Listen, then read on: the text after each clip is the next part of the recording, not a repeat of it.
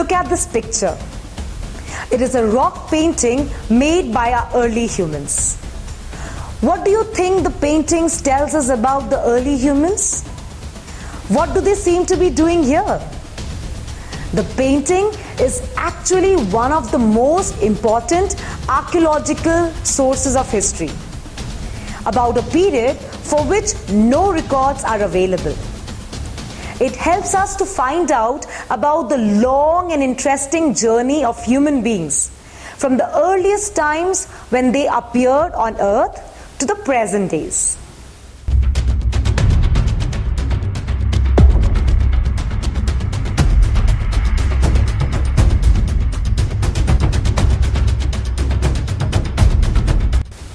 Hello students, welcome to your social studies class. In the previous chapter of history, we studied about what actually history is, the need and importance of knowing our past, the various time frame in history, and also about the various sources from which we can understand and know about our past. Today, let's start a new chapter of history. This is the second chapter in history called the earliest societies. In this chapter, we are going to learn about the first human beings, how they developed in different stages, the different skills they acquired to adjust to their environment, earlier societies, and how they all evolved. So students, let's get started.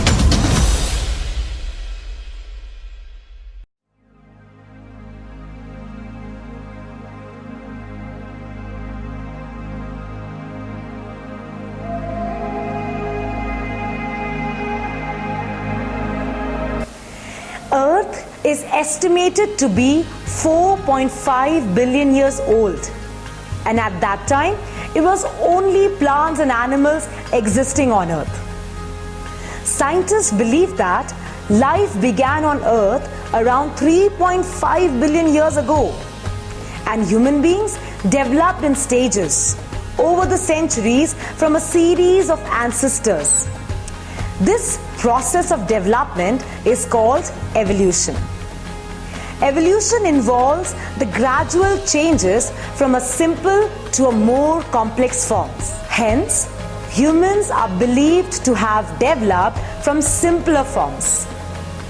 Many scientists believe that humans evolved first in Africa and then spread elsewhere. The early humans that appeared on Earth looked like apes, and they had ape-like features. These humans were called to be as hominids. The word hominid is derived from the Latin roots where homo means man. Hominids are the group of primates that includes humans, gorillas, monkeys, chimpanzees, etc.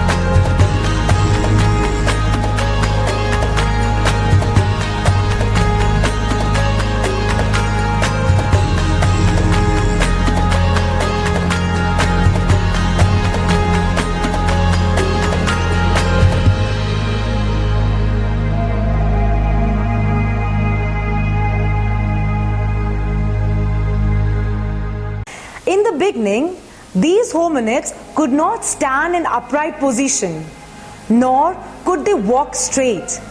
They had smaller heads, because of which they had less developed brains, and they had very rigid body movements. Gradually, these hominids developed and their bodies started changing over time. Hominid transformed as Homo erectus, that is, a man with erected spinal cord.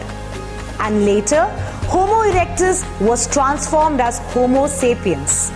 This is a sensible man.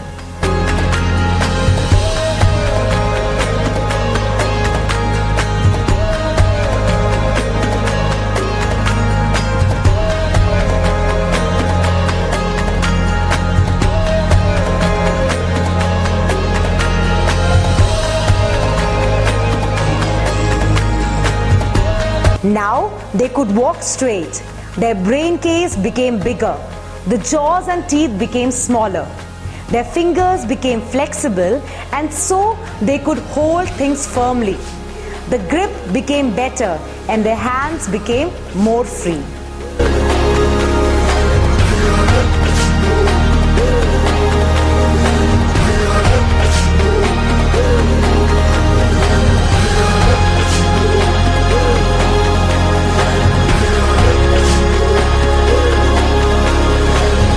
Early man lived on trees or caves and had only two sources of food.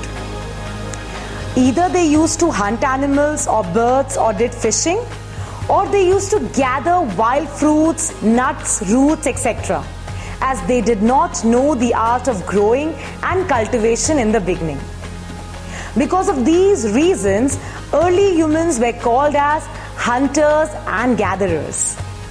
They hunted wild animals mainly for three reasons.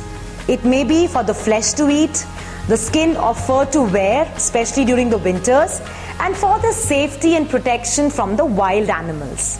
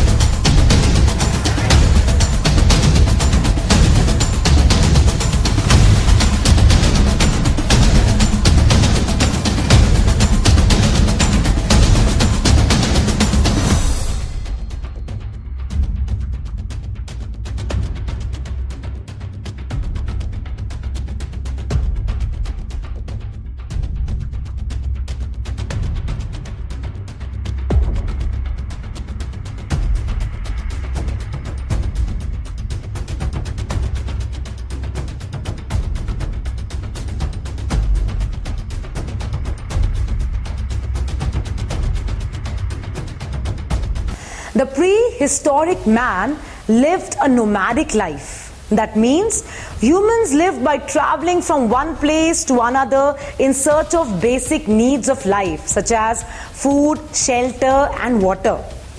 They did not settle at one place. Hence, the people who live such a nomadic life are called as nomads. Now, what can be the reasons for living such a nomadic life? Or why these early humans did not settle at one place? It may be because of the following reasons. First, most of the plants and trees are seasonal. They bear fruit or seed in a particular season. So at times, their movements were seasonal. Second, the early man, if stayed at one place for a long time, the food and resources of that particular place was exhausted after some time. So to get a constant supply of such fruits, roots, seeds, etc., early man needed to be on move. Third, man also needed to be on move in search of water. As we all know that water is an important source of living, and that some rivers and ponds become dry during the summers or dry season. Number four, moving from one place to another was also important for hunting purpose, as to follow the movement of animals who often move from one place to another, either in search of their prey, grass or leaves. The course of development that humans have followed since then have been divided into various stages depending upon the way of life, the materials they use, the techniques they followed, etc.